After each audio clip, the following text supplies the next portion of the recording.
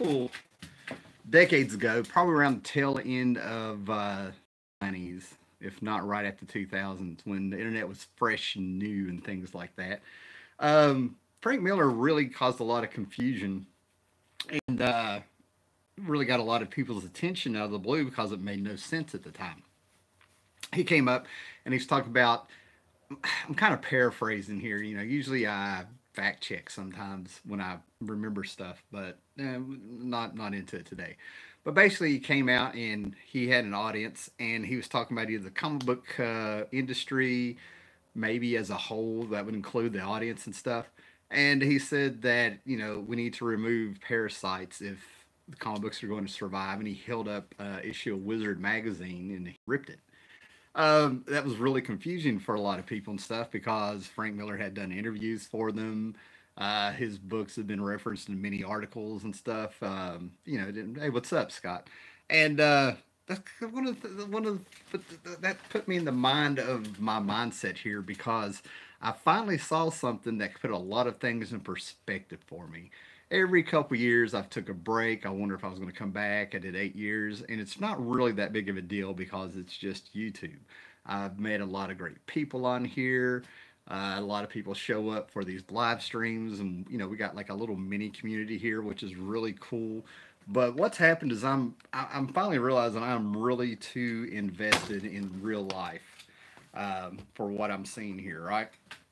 I've always said when you pick up a comic book, it's you and that comic. It's a very one-on-one kind of hobby and stuff when you really get down to what it is. And then you meet like-minded people and you talk about comics and stuff, right? And that's what like these YouTube videos really were when we all first started out on here and stuff, right? But there's been one little thing here and one little thing there and one little thing here, and they snowball. I know that's a cliche, but it's exactly correct. This little thing here isn't that big of a deal. That little thing isn't a really big deal. What's up, guys? But I finally saw something. Like I said, I saw a tweet by Chuck Wendig that really just kind of put all this in perspective for me and stuff, right? It really just kind of sealed the deal for me and stuff, right? Like I said, I think I said a minute ago, every couple of years I take a break from this, and it's going to be time for that again. Because basically the goods are starting to outweigh the bads. I'm too invested in real life and stuff, right? Uh, it's one of those things where I'm not going to make sense because it'd be too much to be there. Hey, what's going on, guys? All kinds of people are there. Awesome, man. But basically, what's happened is that my pull list for the start is really small for the comics that have coming out. It's not so much that comics have changed into a new era. It's that there's just a lot of mediocre and lackluster stuff out there, hobby wise. I'm not going to get into the politics. I'm not going to get into Comics Gate. I'm not going to get into a lot of things that are going out there, even though it is affecting the hobby online, the social media part of it and stuff, right? It really has become a parasite to the actual hobby for me. And this is all personal. This is me. This isn't me making a statement for all of the comic book collectors out there and stuff, right? But there's always been something here lately that's just really been bothering me. It's not been like a lot of fun, but I didn't really expect this to provide all the fun in the world. It's kind of cool to get on here and talk comics. But there's been just such little things that have happened. We've had huge channels come here on the YouTube, and you never see their comic book collection. There's been a lot of new audience involved on social media, Twitter, Facebook, YouTube, and stuff. And it's not really, they're not really into the comics, they're into the drama that is here, right? I've seen things like people selling books on Instagram and selling books in other places and stuff. I don't really want to spotlight them so people go looking for them, but I've seen like a book called Hulk: The End, a $16 book, soft cover. It's worth about $20 if you have the hardcover, and I actually saw somebody buy one for something around $100. I've seen people jump on Swamp Thing number 25 saying that's the first appearance of Hellblazer. And it's not. I have Rick Vetch on Facebook, and he came out and said, no, that's not the first appearance. And I've seen so many people who come into the hobby end up spending a lot of money to get that book. There's just little things that have been popping up. Bigger channels have watched my videos and taken my themes and ideas and facts and stuff, which again, not a big deal. It's YouTube. Once you put it out there, it's at the mercy of the people that watch it and stuff. But it all starts accumulating. And then Chuck Wendig gets fired off of the Marvel books on what was he writing, Shadow of Darth Vader or something, who knows, and some other book that he said hadn't been announced yet through Star Wars, and the guy gets fired. So yeah, if you followed comics news, anything at all, and stuff like that, this is just one more casualty, that's out there. But then he put out a tweet, and the tweet was sent to me. I've always had members of the audience or people who are aware of me kind of push for me to get into talking about the Comics Gate, or every now and then they haven't done it in a while, but they come on here and they'll like start trying to ask a question or something that's kind of controversial and stuff. Not a big deal. You get on the internet, you meet all kinds of people, all walks of life. But again, it's that snowball effect. But Chuck, that tweet that got sent to me, this guy Chuck Wendig is I'm 45. I think he's like 42. He looks older than I do. But when I saw the tweet, it was like I'm just sort of like, what is going on out there? His tweet pretty much said, how can we as creators exercise our rights or something of freedom? It was freedom of speech kind of talk and stuff. Talking about how can we say what we need to say and rage against the machine or something if we're going to be muffled or something, threats of their job and income. Now, Chuck Wendig, from what I understand, I think his main income is like he's a novelist anyway. He's wrote some Star Wars books and stuff, which before he even started working at Marvel, I'd already heard those books were bad. I haven't read the books. That's not a review. It's just that's one of the reasons I never checked them out. But this guy is a grown man, so it's supposed to be a grown man, and he's putting social media first, acting like he's raging against the machine on Twitter and going to change the world a tweet at the time, like we got the numbers and stuff. When if you're invested in the real world, you don't even know this stuff is going on out there. And then it just kind of made me think that no matter what happens on social media, whether I talk about it or not, I run the risk of being associated with that stuff. When I'm a guy on here just kind of want to talk about comics every now and then, and every now, and here lately talk about things outside of comics, about the hobby, about how we're in the history of this hobby and stuff, right? But I just cannot grasp the concept of Twitter and social media being so important that you're willing to risk jobs and stuff. You're acting like it's a First Amendment right. You're acting like you're a character in a book and the spotlight is on you and it's all about you. It's very narcissistic, egocentric, immature, and it's just poisoned some of this stuff for me a little bit. Hey, what's up, guys? Cool. See, I'm sitting here looking at the comments and stuff, and just a glance at it, people are talking about comics and stuff.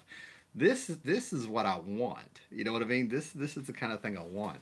But it's time to take a break because it's really affecting. Anytime I seem to get online at all, and it's not very much. It's honestly not. I don't check the news sites and stuff because they become hit pieces.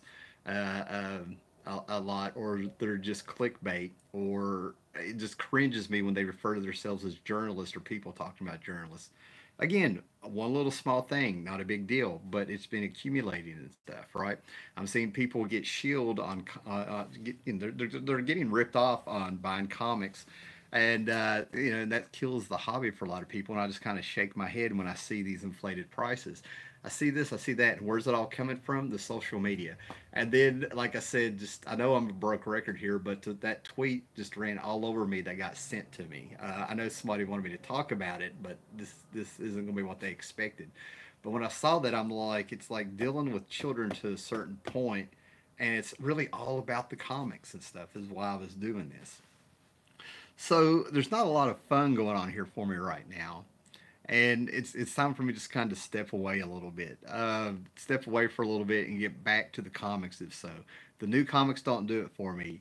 Getting out here and it's not a matter of me needing to change. To me, it's that comics need to raise a bar and remember what business they're in.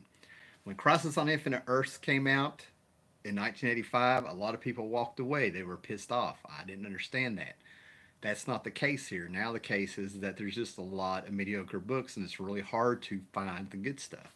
And it's just really embarrassing when Marvel is making the news about, and we're talking like real news, like people who follow the movies and stuff that I know in real life, and they're just a freaking dumpster fire right now. You know, it's just amazing.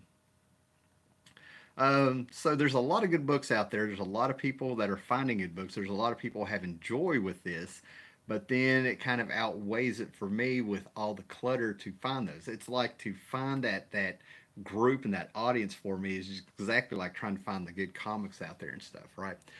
And then there's like little personal things like, you know, you put yourself on YouTube and the internet and stuff, and you'll have people from your past or current people and stuff. It's one of the ways they kind of keep tabs on you. And I know it goes on, and it's one of those things that I've really had to consider. It's time to slow down a little bit and get out here.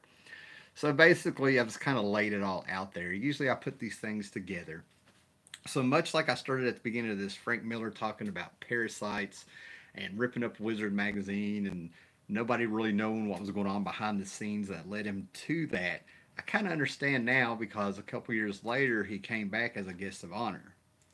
So basically, it's just probably with me, it's going to be a little bit of time, a little bit of getting away from this, and just coming to grips with the fact that there are really people out there connected to this hobby now online that will just suck the joy out of it. And just to see a 42-year-old man act like a middle school kid thinking that he's going to change the world one tweet at the time, and there's other people like this out there, it's just not my thing. More power to them if they've got the passion to do it. But I'm gonna take a break for a while, guys. And I'm not doing this to like have people beg me back. I'm not doing this for attention. I mean, a lot. I've seen videos in the past where people are just like, "Well, shit, just quit making videos or just make a video and shut up about it." But I wanted to be exactly clear on what it is because there are some things behind the scenes where people will kind of grab this, jump on that, use it as an example, and I'll never be aware of it. So you have this live stream in this video here. So you guys keep reading the comic books, hang in there, don't unsubscribe, but I really have no idea when I will be back. But it will be after I have cleansed myself and stayed away from a lot of the social media and get my head back in the game with this because I'm telling you, man, I'm having too good of a time in the real world right now. I'm having too good of a time straightening up the comic book room, finding back issues and stuff. Yet when I get online with this stuff, there's very few people out there who are really getting me hyped and stuff when I see them. So I'm not condemning what's going on. I'm just saying that my situation has turned to where I really think I need to adjust a few things in order to just keep enjoying what I'm doing and doing this stuff. So I can get out here and talk about stuff people want to hear about, talk about comics and be upbeat about it. Right now, it's just one dumpster fire after the other. A lot of people who are just associating themselves with comics that really are into comics. And it's just really a weird time right now, man. But like I said, Chuck Wendig, that tweet he put out is the one that broke me. So I'll catch you guys later, man.